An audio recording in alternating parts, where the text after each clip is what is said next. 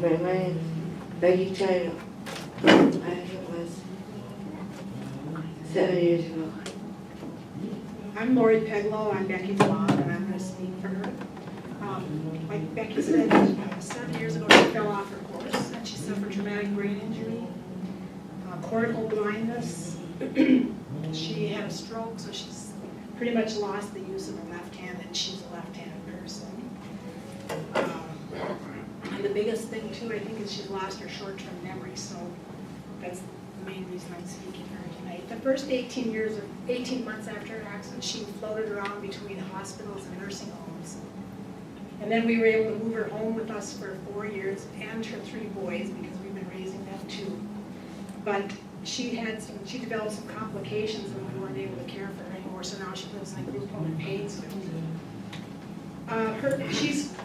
It's the way it's affected her is that she can't help her boys with their homework anymore. She can't watch and play sports. She can't read her Bible. She can't sing the words to the worship songs in church on Sunday mornings. And Becky was working on her master's degree in special ed when she had her accident. So she put herself through college working as a PCA, so she knows, she has a heart for people with disabilities. One of the biggest concerns that she has, and we as her parents have, is that with her Social Security, by the time she pays her room and board, which is set by the legislature every year in July, and then she pays her spend down and her co-payments. She has about $25 a month left to live on. And that's supposed to go for clothes, personal care items, gifts for her children.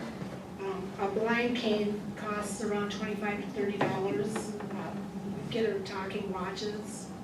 She has special tape recorders so we can record what her daily activities are going to be, because she can't remember. She doesn't remember what day it is. But anyway, most of those things we end up providing for her, and her clothes, things like that. We buy a lot of that for her, and we're on a limited income as her parents. So that's one of our biggest concerns. And then because of her disabilities, she can't work a normal job like a minimum wage job. I know one of the concerns is to try to get people with disabilities up to minimum wage.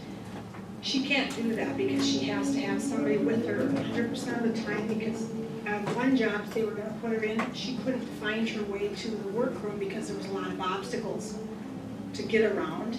And so she had to have somebody with her all the time. And the other thing is they needed her to be able to be independent, to be able to go find a lunchroom, get her own lunch out, put it in the microwave, whatever she needs to do. She can't do that. She can't even remember where the bathroom is.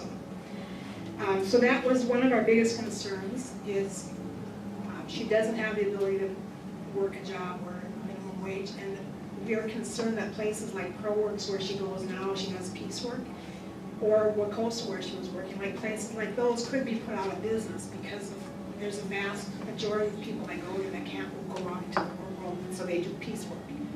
And it gives her something to do during the day and a place to go, and she feels like she's doing something. So to lose that, she would basically be sitting at home all day, every day, in the recliner doing nothing, because PCAs where she lived, they don't take the time to do anything with her, like activities or anything like that. So, but we do want to thank you for your consideration that you're